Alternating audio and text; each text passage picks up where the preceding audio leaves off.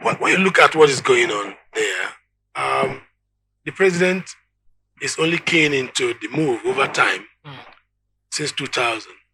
It has been the campaign for e-governance. And e-governance means using digital means, electronic means, to document, to drive communication, to drive creativity, to drive technology, to drive development. E-governance is central, is key. We talk about tech. In the modern era, in the 21st century, the knowledge era, what drives every aspect of human endeavor is tech. That's as we are doing here now. Yes. I'm sure they're watching us on our various social media platforms. Sure. The same thing. But there's a key issue. That key issue is predicated on the fact that we need data to run this country. Without data, you cannot plan the economy, right? True. And so we need to know how many we are in number, the death rate, how many people are dying, and all that, to be able to configure our human development index. A lot of issues, but and how many people, a lot of issues relating to numbers. We need this data, and the earlier they are driven through digital means so that they could easily be accessible, the earlier the better. Truly. Yeah. Truly. When I first saw the news, at some point I was impressed, very much impressed. I felt that getting to really be what word will I use right now? Very determined about getting the accurate data of number of deaths, births, and also marriages in the country would help. Not only would it help in the economy, it would go even beyond that.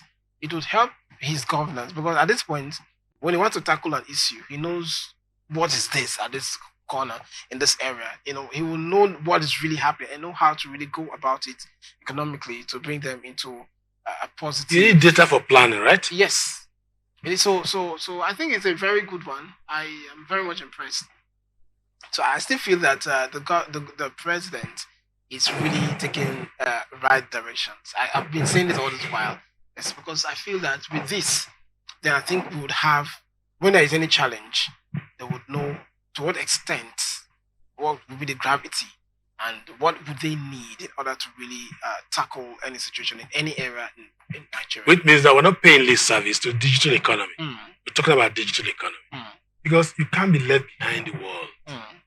A lot is happening. Birth registration. Many people want to travel. It's leading to a lot of problem, inconsistency in different levels of documentation. People use declaration of age declaration these days. Age declaration ordinarily should be when you lost your certificate. You do a declaration and then use it to get a new certificate.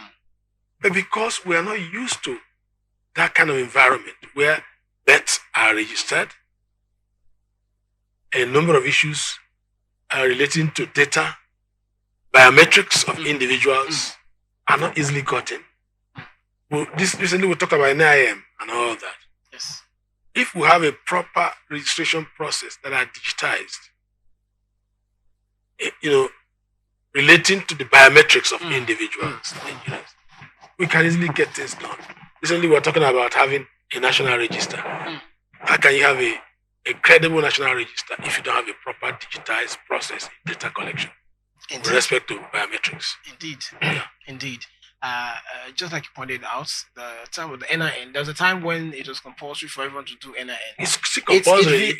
You must register your phone with NIN. Yeah, it's still compulsory, but at the time, I think it was the order of the day. Yeah. That showed that a lot of Nigerians are not really interested in all these documentations.